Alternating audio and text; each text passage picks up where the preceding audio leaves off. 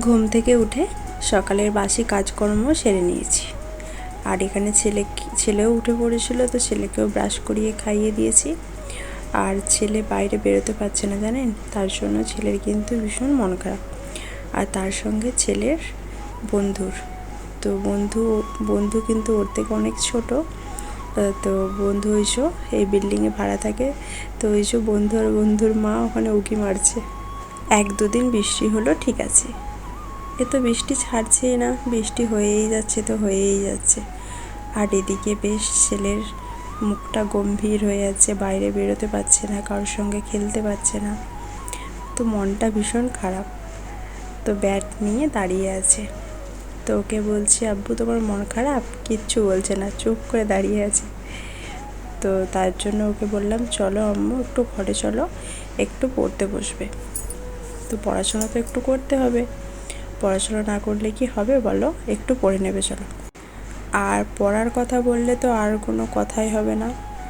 তো তাহলে তো একদম কি বলবো, কান্নাকাটি শুরু করে দেয়। পড়ার কথা বলা চলবে না, আর খাওয়ার কথা বলা চলবে না। খাওয়া পড়া বাদ দিয়ে আপনি যা খুশি বলবেন, ঠিক আছে।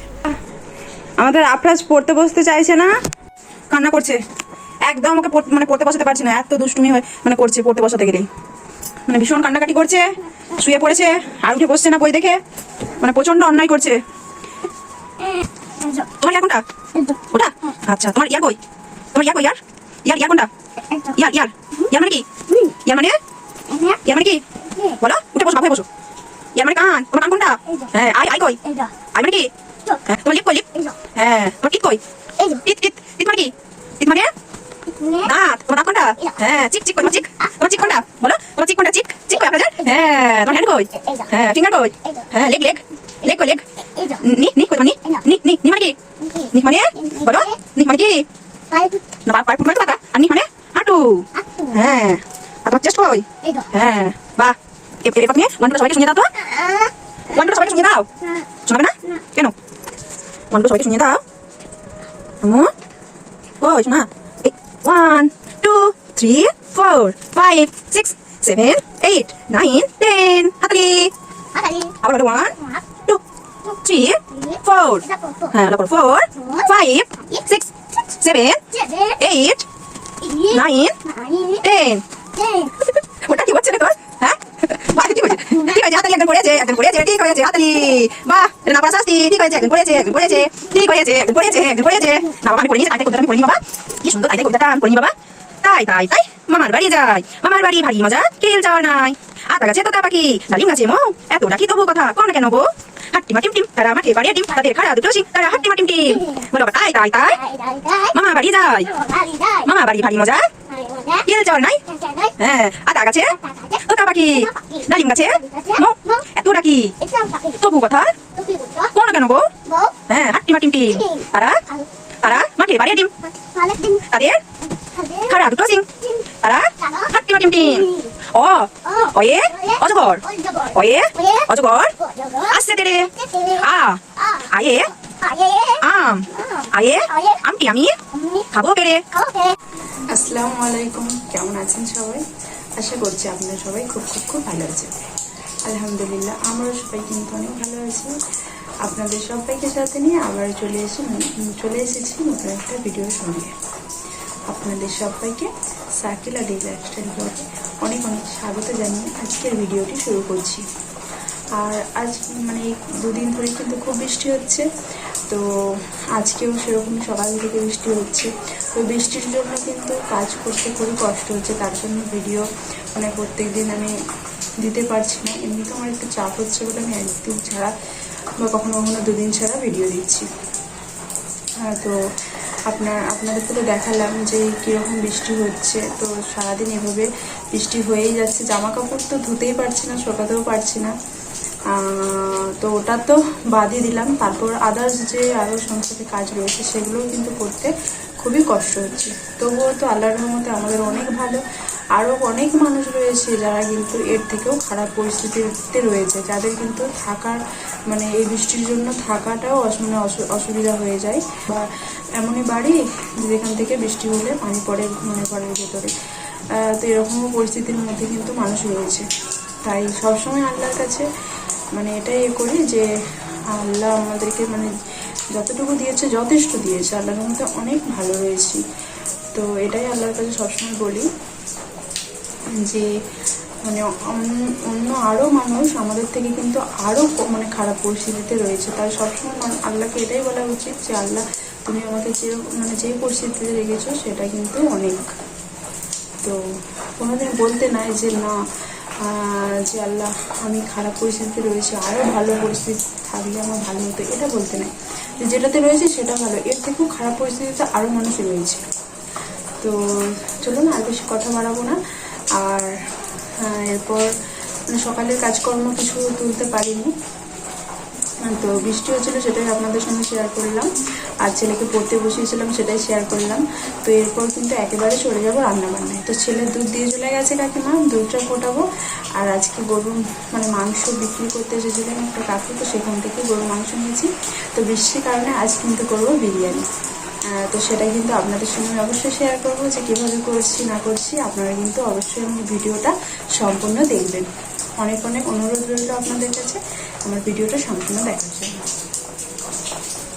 তো যেহেতু বললাম বিরিয়ানি করব, তো তার জন্য এখানে আনাজ করে নেবো। তো আলু কোচাবো আর পেঁয়াজ কোচাবো। বিরিয়ানি করতে গেলে তো সেরকম কিছু আনাজের দরকার নেই, শুধু আলু পেঁয়াজ হলেই যথেষ্ট। আর আদা রসুন বাটা রয়েছে, তাই আদা রসুনটাও কোচাবো না। তো আমি আনাজটা করছি, আপনারা কিন্তু দেখতে থাকুন।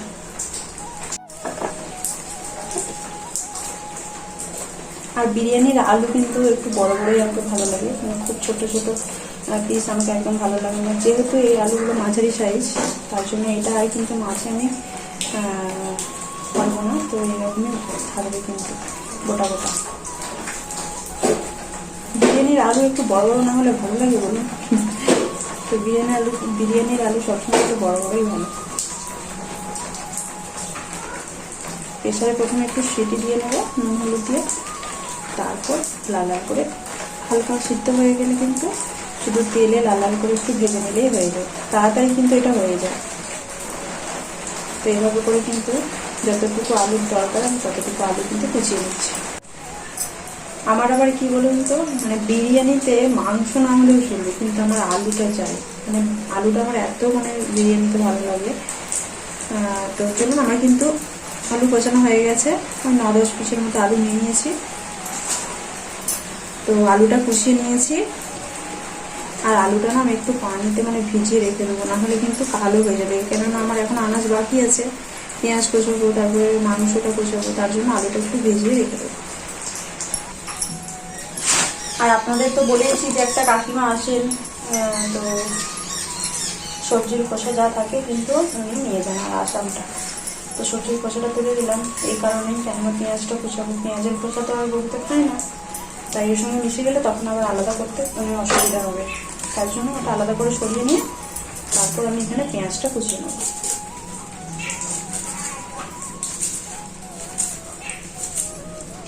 আর এই যে মা পেঁয়াজ দিয়ে পাঠিয়েছিল, সেই পেঁয়াজ কিন্তু এখনো চলছে। আপনারা হয়তো আগের ভিডিওতে দেখেছেন যে মা একদিন এসেছিল আরামবাগ, পিঠে করেছিল। তো সেই পিঠে দিয়ে গেছিল তালের বড়া, তারপরে নারকেলের সমস্যা পিঠে, কুলেখাড়া, তারপর আলু পেঁয়াজ, একটা নারকেল দিয়েছিল। তো সেই নারকেলটা দিয়ে আমি পিঠে করেছিলাম, সেই ব্লগও আমি কিন্তু দিয়েছি। তো যারা এই ভিডিওটা দেখছেন তারা কিন্তু অবশ্যই আমার চ্যানেলটা সাবস্ক্রাইব করে দেবেন আর পাশে থাকা বেল আইকনটা প্রেস করে দেবেন, যাতে করে আমি ভিডিও ছাড়া মাত্রই আপনাদের কাছে নোটিফিকেশনটা পৌঁছে দেবে। আর আপনাদের যদি ভিডিওটা আমার খুব বেশি ভালো লাগে তাহলে কিন্তু আপনারা ভিডিওটি একটি লাইক দিয়ে ভিডিওটি শেয়ার করে দেবেন আপনাদের বন্ধু বান্ধব আত্মীয় স্বজনদের কাছে। আর এই বিরিয়ানি খেতে কার কার ভালো লাগে একটু কমেন্টে জানাবেন অবশ্যই। হ্যাঁ, আর আমি তো মানে একটু ক্যামেরার সামনে কথা বলতে একটু এখন প্রথম কেমন লাগছে, তো তাও তো প্রথম বলতাম না। এই 2-1 দিন হলো আমি একটু ক্যামেরার সামনে আসছি। তো এরপরে হয়তো আরও মানে ভালোভাবে আপনাদের সঙ্গে কথা বলতে পারবো। তো প্রথম একটু কেমন লাগছে, কিন্তু আস্তে আস্তে কিন্তু এটা অভ্যাসে পরিণত হয়ে যাবে। আর বিরিয়ানি তো আমার থেকে আমার হাজবেন্ডের মানে আরও পছন্দ। তো ওর মানে ভীষণ ফেভারিট বিরিয়ানিটা, মানে ওকে প্রত্যেকদিন যদি আপনি বিরিয়ানি করে দেন ওর তাই ভালো, মানে ওর এতটা পছন্দ। কালকে কালকে করেছিলাম, কালকে মানে আপনাদের সঙ্গে ভিডিও শেয়ার করতে পারিনি, তো কালকে রান্না করেছিলাম আলু পোস্ত আর করেছিলাম ডাল আর মাছ ভাজা। তো কালকে একটু এইদিকে রান্নাঘরের সামনেটা প্রচণ্ড শ্যাওলা হয়ে গিয়েছিল, তো কাজ থেকে এসে এই বৃষ্টিতে ভিজে ভিজে শ্যাওলা পরিষ্কার করছিল। তো আমি ওকে এত করে বারণ করছি যে এরকম ভিজো না, ঠান্ডা লেগে যাবে, এরকম বৃষ্টির মধ্যে কেন করতে হবে তোমাকে, তুমি অন্যদিন করো বৃষ্টিটা থেমে গেলে। তো শুনলো না, করলো। তারপর অনেকক্ষণ ধরে তো মানে ওগুলো পরিষ্কার করতে টাইম লাগলো, 1-1.5 ঘন্টা 2 ঘন্টার মতো। তো সেই জন্য আর ভাত খেতেও দেরি হয়ে গেছে কালকে, 2:30-3টের মতো বেজে গেছে, আর ভালো লাগছে না ওকে খেতে। তো বলছে একটু মানে একটু চিকেন হলে ভালো হতো। তো আমি বললাম যে তোমার যদি ভালো খেতে ইচ্ছা করছিল তুমি তো নিয়ে চলে আসতে পারতে, তাহলে করে নিতাম, তুমি তো বলোনি। বলছে মানে এই অবেলায় খাচ্ছি তো এই বৃষ্টির সময়, একটু মানে চিকেনটা হলে খুব ভালো হতো। তো তার জন্যই আমি আরও নিলাম আর ভাবলাম যে আজকে বিরিয়ানি করি, তো সেই জন্যই আরও বিরিয়ানিটা করা। আর এই বৃষ্টির সময় কিন্তু বিরিয়ানি বা খিচুড়ি বা পোলাও যাই বলুন ভালোই লাগে বলুন, বেশ বৃষ্টির দিনে কিন্তু একটু ভালো মন্দ খেতে ইচ্ছা করে, তাই না? তো চলুন, আপনাদের সঙ্গে কথা বলতে বলতে কিন্তু আমার পেঁয়াজটা অনেকটাই কষানো হয়ে এসেছে। আর বিরিয়ানিতে একটু পেঁয়াজটা তো বেশিই লাগে বলুন, কেননা মাংসে দেবো, আবার একটু বেরেস্তা করার জন্য পেঁয়াজটা ভাজতে হবে, তো সেই কারণে কিন্তু পেঁয়াজটা একটু বেশিই লাগে। আর আপনাদেরকে দেখাচ্ছি যে এখন কীরকম বৃষ্টিটা হচ্ছে। এই দেখুন, মানে ঝিরঝির করে ওই বলে না আটা চাটনির মতো মানে বৃষ্টি, সেরকম মানে ঝিরঝির করে বৃষ্টি সারাদিন হয়েই চলেছে, কখনো বেশি কখনো কম, এরকম একটা পরিস্থিতি। যাওয়া আসার জন্য এখানে হাজবেন্ড কালকে তিরপলটা মানে খাটিয়েছিল, এখানে তিরপলটা, তো সেটাও খুলে গিয়েছিল, আবার সেটাকে ওই শ্যাওলা পরিষ্কার করার পর ওই তিরপলটাকে ঠিক করছিল। তো এই সমস্ত করতে গিয়ে কিন্তু অনেকটাই টাইম লেগে গিয়েছিল। ওকে বলছি তুমি একই দিনে করবে, অন্য দিন করো, আজকে ছেড়ে দাও। না, আজকে করছি আমি, আজকেই করবো, আবার অন্য দিন করবো, এরকম। তারপর লাস্ট পর্যন্ত সমস্ত কিছু কাজ সেরে তারপরে কিন্তু গোসলটা সেরেছিল। আর এই দেখুন শ্যাওলাগুলো কি সুন্দর পরিষ্কার হয়ে গেছে, আপনারা কিন্তু আগের ভিডিওতে দেখে থাকলে দেখতে পারেন। তো শ্যাওলায় ভর্তি হয়েছিল, তো দেখুন কত সুন্দর ক্লিন হয়ে গেছে। আর হাঁটাচলা করতে সত্যিই বেশ অসুবিধা হচ্ছিল। এই দেখুন বন্ধুরা, কারেন্ট নাই, তো খুব মানে খারাপ পরিস্থিতি। তো কারেন্টটা আসুক, টুকটাক যেই কাজগুলো না করলে নয় সেগুলো করছি। আর এই দেখুন হাজবেন্ড শ্যাওলাগুলো সব ঘুষে দিয়েছিল কালকে, তো কত সুন্দর ক্লিন হয়ে গেছে। যেতে আসতে কিন্তু আর কোনো অসুবিধা হচ্ছে না। আর দেখুন হাজবেন্ড কতটা কেয়ারিং। তো যেহেতু এখানটায় বেশি ছাওয়া নাই, বেরোলেই বৃষ্টিতে ভিজতে হবে, ঘর যেতে আসতে, রান্নাঘর যেতে আসতে, তো এই এতটা গ্যাপ যেতে আসতে ভিজে যাবো, তার জন্য কিন্তু এখানটা তিরপলও খাটিয়ে দিয়েছি। তো এরকম হাজবেন্ড পাশে থাকলে আর কি দরকার হয় বলুন, তাই না?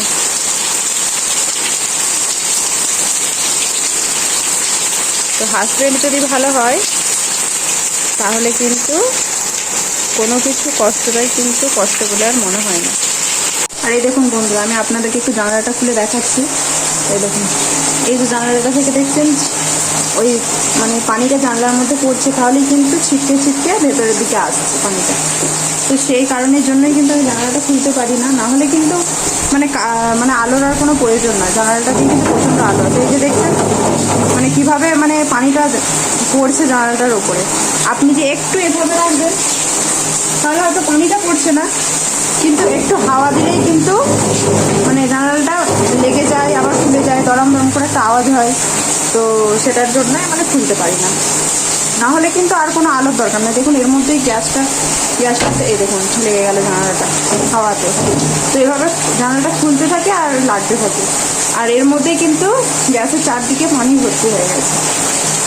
না হলে কিন্তু হাওয়া বাতাসের কোনো মানে আর প্রয়োজন পড়ে না, আর আলোরও কোনো প্রয়োজন পড়ে না, জানালাটা খুলে দিলেই কিন্তু হাওয়াও আসে আর আলোটাও পাওয়া যায়, কিন্তু কিছু করার নাই। সেই কারণেই কিন্তু আমি জানালাটা সবসময় লাগিয়ে রাখি। তো কারেন্ট কখন আসবে জানি না, বসে থাকলে তো হবে না, 10টা বাজতে যাচ্ছে। তো সেই জন্যই কিন্তু আমি প্রেসার কুকারটা নিয়ে নিয়েছি, আর আমি আলুটা কিন্তু সেদ্ধ হতে বসিয়ে দেবো। নুন হলুদ দিয়ে আলুটা আমি সেদ্ধ হতে বসিয়ে দেবো। ওই 1-2 মতো সিটি হবে, তাহলেই হয়ে যাবে। আর দেখুন বন্ধুরা, আমি কিন্তু কড়াটা বসিয়ে দিয়েছি। এদিকে আমি প্রেসারে তো আলুটা বসিয়ে দিয়েছি সেদ্ধ হতে, আর এদিকে আমি কড়াইটা বসিয়ে দিয়েছি। পেঁয়াজের বেরেস্তাটা করে নেব। পেঁয়াজের বেরেস্তাটা করে নেওয়ার পর আমি আলুগুলো ভেজে নেব। তো আলুটা যতক্ষণ সেদ্ধ হচ্ছে ততক্ষণে কিন্তু আমার পেঁয়াজের বেরেস্তাটা হয়ে যাবে। পেঁয়াজটা দিয়ে দিচ্ছি। পেঁয়াজ বেরেস্তাটা তুলে নিতে হবে। এসব পাতির মধ্যে ঢেলে করে আলুগুলো দিয়ে দিচ্ছি।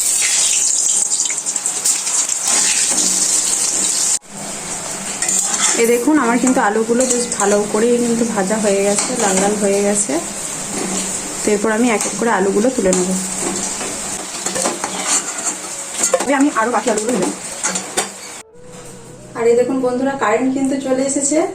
আর কারেন্ট আসার পর কিন্তু অনেক কিছু কাজ হয়ে গেছে। ধরুন আলুগুলো তো ভেজে নিয়েছিলাম, দেখালাম। পেঁয়াজ বেরেস্তাটাও হয়ে গেছে। তারপর হাজব্যান্ড টিফিন করতে এসেছিল, ওকে খেতে দিলাম। আর এর আগে একটা ননদ মানে নিমন্ত্রণ করেছিল, ওদের দোকান উদ্বোধন হয়েছিল। তো সেবারে যখন দোকান উদ্বোধন হয়েছিল তখন মানে ননদ বলতে আমার ছোট পিসির মেয়ে, ঠিক আছে, মেয়ের শ্বশুর বাড়িতে আর কি দোকান উদ্বোধন হওয়াতে, মানে আমার শ্বশুর তাহলে মামা হচ্ছে আমার ননদের, তাহলে ওই মামাদেরকে বলেছিল, 3টে মামা, তোমার শ্বশুরা 3 ভাই, তো 3টে মামাকে বলেছিল। তো মামারা গিয়েছিল। আর এবারে হচ্ছে সব মানে ভাইদেরকে দাদাদেরকে বলেছে। তো মামা তো ভাই বা দাদাদেরকে বলেছে। তো তার জন্য মানে আমার সব দেওরেরা, আমার হাজবেন্ড সবাই মানে একটা যাওয়ার চিন্তা ভাবনা করছে। তো ভাবলাম যে তুমি থাকবে না, তাহলে বিরিয়ানি করবো, একা একা খাবো, ভালো লাগবে না। তো তারপর আবার মানে বিরিয়ানি করার এটা চেঞ্জ করলাম। তো আমি হাজব্যান্ডকে বলছি আলুও ভেজে ফেললাম। ও বলছিল আমার ঠিক নাই, ঠিক আছে, তার জন্যই আমি করছিলাম। তারপরও হঠাৎ করে বললো যে একটা দেওয়ার ফোন করেছে, আজহার মানে ভাই ফোন করেছিল ওকে, দেওয়ারের নাম আজহার ভাই। তো ফোন করেছিল ওকে, বললো যে এরকম, তাহলে যাবি? বললো হ্যাঁ। বলেছে যেহেতু যাওয়াটাই তো উচিত, সবাই যাচ্ছে, একটা আনন্দ হবে, মজা হবে, তো যাও তাহলে ঘুরে এসো। তো সেই জন্যই ও যাবে, তাই আর বিরিয়ানি করবো না। পেঁয়াজ বেরেস্তাটা করে ফেলেছি, আলুটা ভেজেছি, আলু দিয়ে ওই গরুর মাংস রান্না করে নেবো। রাতে তো এসে খাবে, আলু দিয়ে গরুর মাংসটা রান্না করে নেবো। আর ওই পেঁয়াজ বেরেস্তাটা তরকারির মধ্যে দিয়ে দেবো, অল্প করে পেঁয়াজ দিয়ে মশলাটা কষাবো আর পেঁয়াজ বেরেস্তাটা দিয়ে দেবো, তাহলেই হয়ে যাবে। তো সে কারণে আর বিরিয়ানিটা করছি না। আর ওর মানে জলখাবারে খেয়ে গেল মুড়ি, আর ছেলেকেও খাইয়ে দিয়েছি। তো সেই কারণে অনেক কিছুই থালা বাসন বেরিয়ে গেছে এই এখানে। তো চলুন, এই যে এই সমস্ত থালা বাসনগুলো বেরিয়েছিল, আর এই সমস্ত থালা বাসনগুলো আমি এখন মেজে ভালো করে ধুয়ে নিচ্ছি। আর ওই যে ওইদিকে আমি ভাতটা বসিয়ে দিয়েছি, আর এদিকে আমি গরুর মাংসটা রান্না করে নেব। এই যে ফোড়নে দিচ্ছে একটা তেজপাতা ছিঁড়ে এভাবে, আর একটা এলাচ। এরপর দিয়ে দিলাম পেঁয়াজ কুচি। পেঁয়াজটা ভালো করে লাল লাল করে ভেজে নিয়ে আদা রসুন বাটাটা দিয়ে, আদা রসুন বাটাটা ভালো করে ভেজে নিয়ে আদা রসুন বাটার গন্ধটা চলে যাওয়ার পর তারপর আমি সমস্ত মশলাগুলো দিয়ে, যেমন হলুদ গুঁড়ো, লঙ্কা গুঁড়ো, জিরে গুঁড়ো, সব মশলাগুলো দিয়ে আমি ভালো করে কষিয়ে নিয়ে গরুর মাংসটা দিয়ে দিয়েছি। আর এই যে পেঁয়াজ বেরেস্তাটা যেটা ছিল, কি আর করবো, বিরিয়ানি তো আর হলো না, তাই এই মাংসের মধ্যে দিয়ে বেরেস্তাটা কাজে লাগিয়ে দিচ্ছি। আর করছি পটল পোড়া। একা মানুষ খাবো, আর কতই বা রান্না করব বলুন। তাই গরুর মাংস করলাম আলু দিয়ে, আর একটা পটল পুড়িয়ে নিলাম। আর ছেলের জন্য একটু গরুর মাংস জাল দিয়ে নেবো। তো সেই জাল দেওয়া গরুর মাংস ঝোলটা দিয়ে ওকে ভাত খাইয়ে দেবো। আর এই জাল দেওয়া গরুর মাংসের ঝোলটা দিয়ে ভাত খেতে আমারও ভীষণ ভালো লাগে, জানেন তো। আমিও কিন্তু ভীষণ ভালোবাসি, বা কাটা মশলা যাই বলুন। তো এরপর দেখুন আমার গরুর মাংসটা মানে ভালো করে কষিয়ে নিয়ে মাংসটা দিয়ে আমি আলুগুলো দিয়ে একটু ফুটিয়ে নিয়েছিলাম। তো তারপরেই হয়ে গিয়েছিলো রান্নাটা। আর রান্নাবান্না কমপ্লিট করে আমি এখানে রান্নাঘরটা ভালো করে ক্লিন করে নিচ্ছি। তো রান্নাবান্না করতে করতেই মানে গ্যাস ওভেনের এই সাইডটা আমার ক্লিন করা হয়ে গিয়েছিলো। তারপর হাঁড়ি কড়াইগুলো সব রেখে দিয়ে আমি গ্যাস ওভেনটা মেজে এখানে বেসিনটা মেজে নিলাম। এই যে আমার কিন্তু সমস্ত কিছুই মানে পরিষ্কার করা হয়ে গেছে। এরপর আমি গ্যাস ওভেনের মুখগুলো ভালো করে লাগিয়ে দিলাম। তারপর রান্নাঘরটা ঝাড় দিয়ে রান্নাঘরটা মুছে নিলাম। আর এই দেখুন বন্ধুরা, আমার কিন্তু গোসলটাও কমপ্লিট হয়ে গেছে। আর ছেলে এখানে কি করছে সেটাও আপনাদেরকে একটু দেখিয়ে দিচ্ছি। ছেলেকেও খাওয়ানো হয়ে গেছে, এরপর হাজব্যান্ডের গোসলটা হয়ে গেলেই ভাত খাবো। তো আজকের মতো ভিডিওটা এটুকুই। আপনারা সবাই ভালো থাকবেন, সুস্থ থাকবেন। আল্লাহ হাফেজ।